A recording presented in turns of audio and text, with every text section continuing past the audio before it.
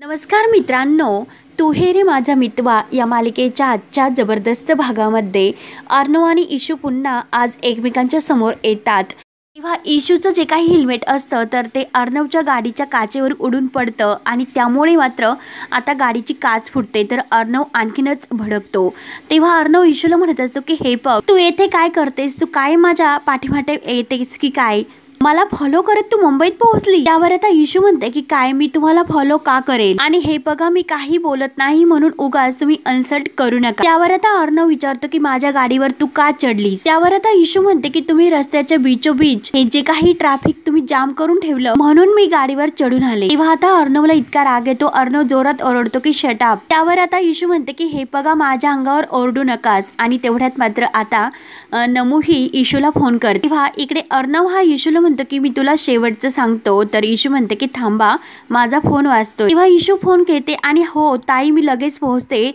तर नमू म्हणते की अगं तू टेन्शन घेऊ नको, आत्याला तर बरं वाटतंय। अगं सकाळी आपल्याला ते जवळकर भेटले होते ना, त्यांच्याजवळ होता अस्थमेचा पंप। त्यावर आता इशू म्हणते की हो का, बरं झालं, अगदी बरं झालं। पण अगं ताई येथे ना मी एका वेगळ्याच प्रॉब्लेम मध्ये अडकून पडले, आणि अर्णवकडे रागाने पाहत ती आता नमूला हे सर्व सांगत असते। त्यावर आता नमू विचारते की इशू अगं प्रॉब्लेम काय, नक्की काय झालं। त्यावर आता इशू म्हणते की अगं काही नाही, एक मोठा असा खडूस प्रॉब्लेम। तेव्हा अर्णवकडे बघत ती आता खडूस म्हणते, तर अर्णवला आणखीन राग येतो। त्यावर आता इशू म्हणते की अगं आल्यानंतर मी तुला सर्व काही सांगते, तू अगोदर स्वतःची काळजी घे, मी सगळं काही निपटवून आले। तेव्हा आता इशू लगेच फोन कट करते। तर नमू म्हणत असते की इशू इशू आणि ही मुलगी सुद्धा काय। तर आता इशूने फोन कट केल्यानंतर मात्र अर्णव तिच्या समोर येतो आणि अर्णव रागाने विचारतो की आता किती पैसे मिळाले तुला। त्यावर आता इशू म्हणते की काय हो, तुम्हाला पैशाशिवाय दुसरं काही दिसतच नाही का, तुमच्यामुळे माझ्या ताईचं आणि माझ्या फॅमिलीचं किती मोठं नुकसान झालं हे तुम्हाला माहिती नाही। त्यावर आता अर्णव म्हणतो की म्हणजे ओके, माझा शो हा कॅन्सल करायचे तुला इतके पैसे मिळाले असे दिसते ना। तर आता इशू म्हणते की तुमच्या हातात एक अशी जपमाळ द्यायला हवी, त्यामुळे दिवसभर तुम्ही पैशांचा जप करत राहता।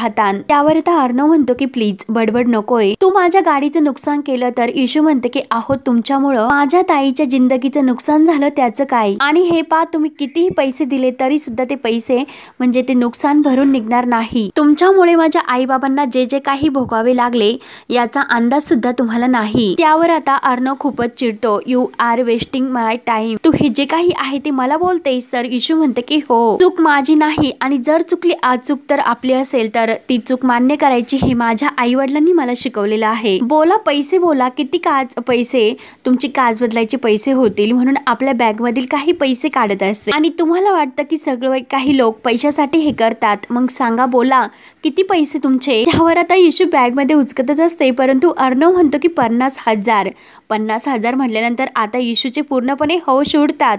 इशू म्हणते की काय 50,000। त्यावर अर्णव म्हणतो की हो, काच बदलण्याचे 50,000 रुपये होते, आणि ती काही माझी कार खेळण्यातील कार नाही। इशू फक्त बघतच असते। तर अर्णव तिला म्हणत असतो की काढ ना आता पैसे काढ। आजूबाजूचे लोक आता यांना पाहत असतात आणि नक्की काय चाललं हे आता म्हणजे त्यांची चौकशी सुरू असते।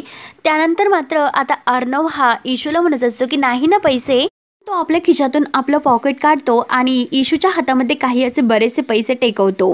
पैसे आहे ना, नाही ना तुझ्याकडे, मग आता हे इंदोरचं तिकीट परत काढण्यासाठी तुला हे पैसे। तेव्हा इशू परत ते पैसे त्याच्या हातात देते आणि हे पैसे तुमचे तुम्हालाच राहून दे, आणि आता जरी माझ्याकडे पैसे नसले तरी पैसे परत करण्याची माझी नियत आहे। गजरा गणेशाची कसम, तुमचे 50,000 रुपये जर परत दिले नाही आणि हे पैसे परत केल्याशिवाय मी मुंबई काही सोडून जाणार नाही। त्यावर आता अर्णव म्हणतो की आता तर तुला जाऊनच देणार नाही, माझे पैसे परत केल्याशिवाय तू मुंबई सोडून जायचं नाही। तेव्हा आता अर्णव तिचा फोन हातातून हिसकावून घेतात। तेव्हा इशू म्हणते की काय करतात। तेव्हा अर्णव म्हणतो की 1 मिनिट। तर इशू म्हणत असते की माझा फोन मला परत द्या। अहो काय करतात। तेव्हा आता तिच्या मोबाईल मधून आता अर्णव आपल्या मोबाईलवर नंबर घेतो, आणि हे बघ आता तुझा नंबर माझ्याकडे आहे, लास्ट टाइम सुद्धा तू हेच केलं होतं, परंतु नंबर मात्र माझ्याकडे नव्हता, मी सोडून दिलं होतं, परंतु यावेळेस मात्र ती चूक मी पुन्हा नाही करणार। आणि इशूचा मोबाईल परत तो तिच्या अंगावर फेकून देतो। तेव्हा आता लगेच अर्णव हा आपल्या ड्रायव्हरवर सुद्धा ओरडतो, आनंदवर, की इतका वेळ लागतो का तुम्हाला टायर बदलण्यासाठी, तर पटकन करून घ्या। आणि इशू तोपर्यंत आपले हेल्मेट वगैरे उचलते आणि आणि अर्णव पुन्हा तिला म्हणतो की लक्षात ठेव 50,000 रुपये. तेव्हा इशू त्याच्याकडे रागाने पाहतात. तेव्हा मात्र आता त्या गाडीच्या त्या म्हणजे जो दरवाजा असतो त्यामध्ये आता इशूचं लॉकेट तेथे गुंतलेलं असतं. तेव्हा मात्र इशू जायला निघलेले असते आणि अर्णवने हातात लॉकेट धरलेलं असतं. इशू म्हणत असते की समजतो काय हा स्वतःला, आणि आपल्या गळ्याला जेव्हा हात लावते तेव्हा तिला समजतं की आपलं लॉकेट गळ्यामध्ये नाही म्हणून. इशू आपला गळा चापून चापून पाहत असते की माझी चेन कुठे गेली. तेव्हा ती वळून पाहते तर अर्णवच्या हातात तिला ते चेन दिसते. तेव्हा इशू म्हणते की माझं लॉकेट आहे ते. तेव्हा अर्णव तिच्या शेजारी येऊन उभा राहतो आणि ते लॉकेट तिला दाखवतो आणि म्हणतो आता पैसे दिल्याशिवाय हे लॉकेट काही तुला परत नाही मिळणार. त्यावर आता इशू म्हणत असते की हे बघा मी तुम्हाला सांगते की माझं लॉकेट परत द्या, माझ्या आईबाबांची आठवण आहे ती, म्हणून ती हातामधून हिसकायला सुरुवात करते. परंतु अर्णव म्हणतो की आता मी नाही देणार आणि आता तर माझे पैसे परत मिळेपर्यंत हे लॉकेट मात्र माझ्याकडे राहील असे खडसावून तो आता इशूला उत्तर देत. आणि बोल किती दिवस लागतील परत पैसे करण्यासाठी? 10 दिवस, 20 दिवस? नाही ना जमणार तुला परत पैसे करायला. आणि चल मी तुला 3 महिने देतो माझे 50,000 परत करण्यासाठी. त्यामुळे तुझा कम डाऊन आजपासून सुरू झाला. किती मोठी चूक तू केली हे कायम तुझ्या लक्षात राहायला हवं. माझ्या गाडीची काच ही तुझ्यामुळे फुटली, त्यामुळे रिपेअरचे पैसे तर मी वसूल करणारच. म्हणून अर्णव आता जायला निघतो. परंतु इशू त्याला छान उत्तर देते. इशू म्हणते की हो देईलच पैसे, मी पैसे परत देईलच. हम इंदौर से हे उधार देते भी नहीं और रखते भी नहीं. तेव्हा आता जेथे जे काही जमलेले लोक आहेत तर ते इशूचं कौतुकच करायला मागे पुढे पाहत नाही आणि आता सर्वजण आता इशूच्या या वाक्यावर टाळ्या वाजवतात अगदी जोरजोराने. तेव्हा मात्र अर्णव घाईने आता इकडे तिकडे पाहतो आणि लगेच रागाने पाहत तो गाडीमध्ये बसतो आणि गाडी चालून घाईने तिथून आता निघून जातो. तेव्हा इशूला खूप राग येतो. इशू म्हणते की हा फडकू चंदे भांडा भांडे समजतो कोण स्वतःला हा. अरे गणूबाप्पा तू तर सर्वांना सद्बुद्धी देत असतो, जरा याला सुद्धा सद्बुद्धी दे. आणि काय रे गणूबाप्पा जगात एवढी मुलं आहे पण हा खडूस माझ्या समोर काय येतो. आणि परत तिच्या लक्षात येतं की आता इशू या खडूसचे 50,000 रुपये कसे परत करायचे. आपलं इंदोर असतं तर काही टेन्शन नव्हतं, परंतु इथे या मुंबईत कोणी तर अगदी ओळखीचं सुद्धा नाही. मग काय करू आता नक्की. पण नाही, या अर्णव सात्विका राजशिर्केचे 50,000 रुपये परत केल्याशिवाय ईश्वरी देसाई काही शांत बसणार नाही. त्यानंतर मात्र आता इकडे आजी ही तीर्थयात्रेवरून घरी आलेली असते म्हणून आता पूजा ठेवलेली असते. अंजलीची सर्व काही आता तयारी सुरू असते. हरीला विचारत असते की तू चांदीची सर्व काही समई वगैरे ठेवलीस ना, आणि हे बघा आता चंदनाचीच अगरबत्ती असायला हवी, दुसरी कुठलीही चालणार नाही, उग्रवासाची तर अजिबात नको. आणि मंगेश तू लाल फुलं वगैरे आणलीस ना, तुळशीची पान वगैरे व्यवस्थित धुवून वगैरे आणून ठेवा. आणि शकुताई मी आतमध्ये जे काही प्रसादाची सर्व तयारी करून ठेवलेली आहे त्यावर तुळशीचं पानं ठेवून द्या, मी विसरलेच होते. त्यावर आता अंजली पुढे येते आणि ती तेथील नोकराला म्हणते की अहो हे काय 5 फळं, अहो देवाला भरपूर अजून अनेक फळं ठेवा, कारण या घराला मात्र देवाने भरभरून दिलंय, आपण सुद्धा त्याला अगदी भरभरून देऊयात. आणि गुरुजी कुठे गेलात तर लगेच आता ते म्हणतात की ते देवघरात घट ठेवतात. त्यावर आता अंजलीच्या लक्षात येतं की चिंटू अजून कसा आला नसेल, म्हणून ती चिंटूला म्हणजे अर्णवला कॉल करते. तेव्हा मात्र आता तो गाडीतून येत असतो तर फोन उचलतो तर अंजू विचारते की काय रे कुठे तू, पूजा सुद्धा सुरू होईल. त्यावर आता अर्णव म्हणतो की ताई अगं आलोच मी, ऑन द वे आहे, एक छोटासा प्रॉब्लेम झाला होता. तर अंजू विचारते की काय रे काय झालं होतं, कसला प्रॉब्लेम. तेव्हा आता अर्णव म्हणतो की हल्ली सारखा प्रॉब्लेमच होतोय, एनिवे मी आलोच. तर अंजू म्हणते की हो वेळ येते, आणि आता हे पग वेळी जर नाही आला तर अगोदर आजी सर्वांवर चिडते आणि नंतर आपली पूजा घालते. तेव्हा अर्णव म्हणतो की काय आजी, तर आता अंजू म्हणते की हो आजी आणि मामी दोघी घरी आल्या, तू लवकरच ये. त्यावर आता अर्णव म्हणतो की हो ताई आलो, फोन ठेवतो. त्यानंतर मात्र आता ही आपली मामी तर आता एकदम अशी तिला मेकअपच्या हौससणारी दाखवतात आणि खरंच आरशासमोर तयार होते. आणि काय वल्लरी, अगं वल्लरी किती छान दिसतेस तू, आणि कोण म्हणेल तुझं वय नाही, अगं वय काय वय, अजून तर तू फक्त स्वीट 16 आहे. त्यावर आता मामा असतात, मामा म्हणतात की काय स्वीट 16. तेव्हा आता वल्लरी म्हणते की हो आणि जास्तीत जास्त 20. आणि परत आरशासमोर उभी राहते आणि अगं बाई दॅट इज दॅट, इतकं सुंदर कसं दिसावं बरं एखाद्याने, आणि स्वतःची दृष्ट काढते की तजगुड ग बाई तजगुड. तेव्हा मात्र आता मामा तिच्या जवळ येतात आणि म्हणतात की अगं वल्लभरी, अगं टच उड म्हणजे लाकूड, उड म्हणायचं. तेव्हा वल्लभरी म्हणते की हो हो तेच ते, आणि मला काही टच करू नका, आणि काय हो कधी बायकोचं कौतुक केलं का इतक्या एअर्स मध्ये? मामा म्हणतात की अगं तुझं कौतुक करून कुठे जातोय मी, पण अगदी खरं सांगू का तुला? तेव्हा मात्र आता वल्लभरी म्हणते की हो मला अगदी ट्रूथ ऐकायलाच आवडतं. अगं तुझ्याकडे अजून सुद्धा पाहिल्यानंतर असं वाटतं की तुला प्रपोज करावं. तेव्हा मात्र आता मामी खूप लाजते. ईश्व असं म्हणते. तर आता मामा म्हणतात की अगं तुझ्याकडे पाहिल्यानंतर मला असं वाटतं की ही तर आपलीच बायको आहे, आणि मग मला कळते की खरंच किती लकी आहे मी. तेव्हा आता वल्लभरी आणखीनच लाजते आणि ईश्व आणि खूप असे आणखी लाजत असते. तेव्हा मात्र आता मामा म्हणतात की तुझं लाजून नटून थटून झालं असेल तर आता आपण जायचं का बाहेर? तेव्हा वल्लभरी म्हणते की अजिबात नाही, अजून हे सर्व दागिने मला ट्राय करायचे. तेव्हा आता भरपूर दागिने तिथे ठेवलेले असतात. मामा विचारतात की काय ग इतके सारे दागिने तू घालणार आहेत का, आणि जर इतके दागिने तू घातले तर चालतं फिरतं असं दागिन्यांचं शोरूम तू वाटशील. त्यावर आता वल्लभरी म्हणते की तुमचं जे काही माउथ आहे ते अगदी बंदच ठेवा, मला आवडतं मी घालणार, आणि तसंही हे घर हे जे काही वैभव आहे ते माझ्यामुळे आहे हे काही आता मान्य करायचं शिका. अर्णवला बिझनेस उभा करण्यासाठी पैसा मी दिला होता त्यामुळे आता त्याची परतफेड कशी करून घ्यायची हे मला चांगलंच माहिती आहे. मी या घरची सून आहे, आणि तुमचे ते अंजली आणि अर्णव आहे ना ते लाडके, ते या घरामध्ये उपरे आहेत उपरे, आणि या घराचा खरा मालक आपला आकाश आहे हे तुम्हाला माहितीच असेल. तेव्हा मात्र आता मामांना या मामीचा खूप राग येत असतो. त्यानंतर मात्र आता इकडे जयू आणि नमो ह्या इशूची वाट बघत असतात. जयू पूर्णपणे वैतागून जाते आणि अरे देवा ह्या दोघी कुठे राहिले, म्हणजे ही इशू कुठे गेली असेल. तेव्हा आता नमो म्हणत असते की आत्या अगं येईल तू नको काळजी करू, परंतु समोर मात्र अगदी घोटाळून बसलेले असतात.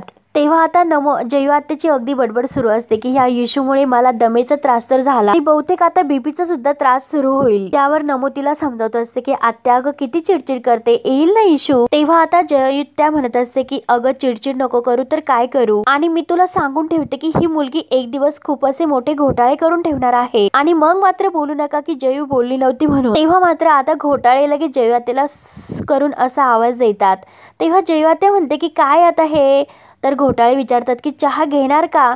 जयू आत्या म्हणते की नकोय तुमचा चहा, तो चहा तुम्हीच प्या. नमूला मात्र हसायला येतं. जयू आत्या परत जायला निघते तर घोटाळे म्हणतात की एक सांगू. तेव्हा मात्र जयू आत्या रागाने म्हणते की आता काय, तर घोटाळे म्हणतात की तुम्ही भडकला तर खूप अगदी क्यूट दिसतात. तर नमूला खूप असं हसायला येतं. त्यावर तर जयू आत्या तिच्यावरच ओरडते की तू कशाला हसते, चल देवासमोर दिवा लावायचा, चल आतमध्ये, आणि घोटाळ्यांना म्हणते की फालतू कुठले. तेव्हा मात्र आता घोटाळ्याचं एक काही ते फेमस गाणं असतं की गॅरेज बनाया मैंने तेरे घर के सामने, म्हणून तेच गाणं अगदी बडबडून स्वतःला आनंद घेत असतात आणि जयू आत्याचा अगदी गंमत उडवत असते. त्यानंतर आता ज्यांची ही बाईक घेऊन गेलेली असते तर त्यांना म्हणते की सॉरी अहो खरंच इमर्जन्सी होती, आणि हे बघा हा पंप आत्याला अस्थमेचा त्रास आहे, आणि मी जाते जवळकर काकांची माफी मागते, आणि हे घ्या तुमचं हेल्मेट आणि चावी सुद्धा आहे तेथे, आणि थँक्यू बर का, सॉरी बर का, असं करत ती तेथून निघून जाते. परंतु आता तो गॅरेजवाले आहे ते अगदी इशूकडे रागाने पाहत असतात. त्यानंतर मात्र आता इकडे वल्लभरी जे काही बोललेले असते त्यांनी मामांना राग येतो. मामा म्हणतात की वल्लभरी अगं तू काय बोलतेस, हे अंजली अर्णव या घरात उपरे आहेत का? अगं आकाश सारखे ते सुद्धा या घरातीलच आहे, हे लक्षात ठेव, आणि चल आता लवकर, आई चिडेल आपल्याला. तेव्हा आता वल्लभरी म्हणते की चिडण्याशिवाय दुसरं काय येतं त्यांना. तेव्हा मामा म्हणतात की ती आई आहे माझी, तर लगेच वल्लभरी म्हणते की तुमची. तेव्हा आता ह्या आजीची एंट्री होते, आणि आता अंजलीला पाहून आता लगेच आपली आजी म्हणते की खरंच सुंदर दिसते माझी नात, अगदी गोड, हळूहळू बाळा. तेव्हा अंजू म्हणते की नात कुणाची आहे आजी? त्यावर आजी विचारते की काय ग मला सांग, पूजेची सर्व तयारी झाली का? अंजली म्हणते की हो सगळं काही रेडी आहे. तेव्हा आता आजी सर्व काही चेक करते, अगदी पूजा एकदम व्यवस्थित अगदी संपन्न असते. तेव्हा आता अंजली विचारते की कशी आहे, तर आजी म्हणते की हो एकदम उत्तम, अगदी नेहमीसारखी, पण माझी पूर्ण खात्री आहे की ही सर्व तयारी तू एकटीनेच केली असणार. अंजली म्हणते की हो अगं जाऊन दे आजी. तेव्हा मात्र आजी विचारते की त्या कुठे आहेत त्या ब्युटी क्वीन? तेव्हा अंजली म्हणते की मामी अजून तयार होते. आजी डोक्याला हात लावते, म्हणजे झालं आता तासन तास लागतील, अगदी फुरसतीच चालू असेल तिचं. आजीला अर्णवची आठवण होते. अगं अर्णव कुठे आहे? तर अंजली म्हणते की जस्ट कॉल झाला, येईल असतो. त्यानंतर अर्णव इकडे गाडीतून येत असतो, परंतु आता तो खूप टेन्शन मध्ये असतो, आणि सारखं आता इशूचं जे काही बोलणं आहे ते त्याला आठवत असतं, आणि त्याने आणखीन जीवाचा त्याच्या फडशा ओढत असतो, टेन्शन येत असतं. ती गाडीच्या फुटलेल्या त्या काचातून त्याला आता इशू दिसत असते आणि सारखं सारखं तिला इशूचं जे काही बोलणं आहे त्याला ते आठवतं. त्यानंतर इकडे आजी अंजूला म्हणते की चल जा बरं लवकर, मामीला सांग आज आपल्या घरामध्ये पूजा आहे. तिचं काही लग्न वगैरे नाही की तासन तास तयार होण्यासाठी. घरात काही पण असो तिचा मेकअप आणि नट्टाफट्टा काही संपत नाही. खाली ये म्हणा मदतीला. तेव्हा अंजू म्हणते की येईल गती, सर्व तयारी तर झालीच, काही काम नाही तर अंजुली असे म्हटल्यानंतर आता आजी म्हणते की अगं तू ठेवतेस तरी कुठे, काम कुणासाठी काही स्वतःच करत असते, म्हणून या कामचोर लोकांचं असं फावतं. त्यावर आता अंजली म्हणते की आजी चल बरं शांतपणे बस, एकदम देवासारखी. तेव्हा मी आलेच असं बोलून अंजू जायला निघते, परंतु आजीही तिच्या हाताला धरते आणि चल बस, तू सुद्धा खाली बस आणि मला सांग की जावई बापूंच्या कामाचा दौरा कधी संपणार आहे, आज वेळेत येणार आहे की नाही ते. तेव्हा अंजली म्हणते की येतील की नाही हे माहिती नाही, काय माहिती आता काय होतं. तेव्हा आजी म्हणते की हो आज तरी वेळेत यायला हवे, कारण दरवर्षी ही पूजा मी का करते माहिती आहेच ना तुला.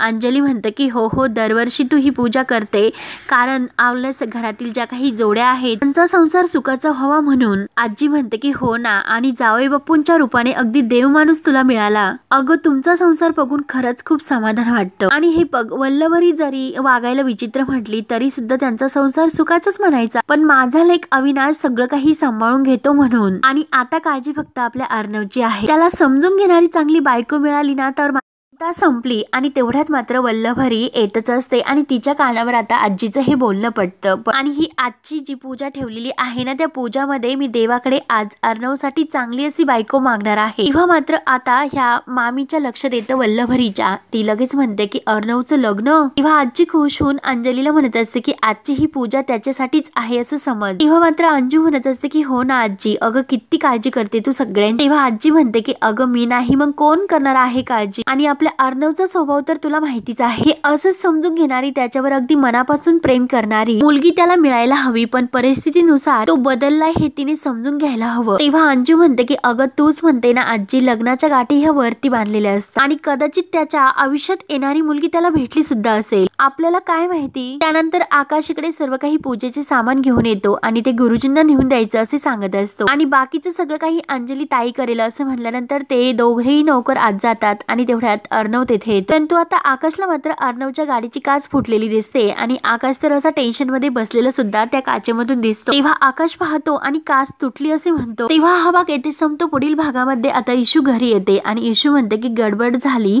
अशी एक पण छोटीशी गडबड आहे. तर जयू त्या रागाने विचारते की काय काय अशी गडबड करून ठेवली. तेव्हा इशू म्हणते की आरसा तोडला. त्यानंतर आता अर्णव घरी येतो तर अर्णवला अविनाश मामा म्हणत असतो की आज तरी घरी लवकर यायचं होतं. तेव्हा अर्णव म्हणत असतो की हो निघालोच होतो, परंतु रस्त्यात. तर आजी विचारते की काय रे बाळा रस्त्यात काय झालं. तेव्हा अंजली सुद्धा विचारते की अरे तू फोनवर काहीतरी म्हणत होता, काय झालं. तेव्हा आता अर्णव शांत असतो तर इकडे इशू आता विचार करते की त्याचा फोन येण्या अगोदर काहीतरी सोल्युशन तर मिळायला हवं. परत मात्र आता तो इशूला फोन करतो आणि आता इशू तर खूप टेन्शन मध्ये येते की नक्की आता काही सोल्युशन तर सापडले नाही, मग आता काय करावं. म्हणून आता इशू काही फोन घेत नाही. तेव्हा आता मित्रांनो पुढे काय होतं हे पाहण्यासाठी आपल्या चॅनलला नक्की सबस्क्राईब करत राहा. धन्यवाद.